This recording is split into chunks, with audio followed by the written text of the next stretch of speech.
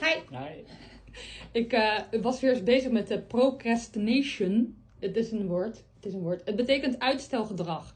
Want ik moet gewoon echt bezig zijn. Ik moet niks natuurlijk. Maar ik wil graag bezig zijn met een les. En die is heel lang. En dan moet ik heel veel dingen voor doen. En daar heb ik helemaal geen zin in. Dus wat doe ik? Ik ga lekker op TikTok wasbeer filmpjes kijken. Want die vind ik heel schattig. Dus ik zeg tegen Jan-Willem. Ik wil ook heel graag een wasbeertje. Ja. Wat zeg jij?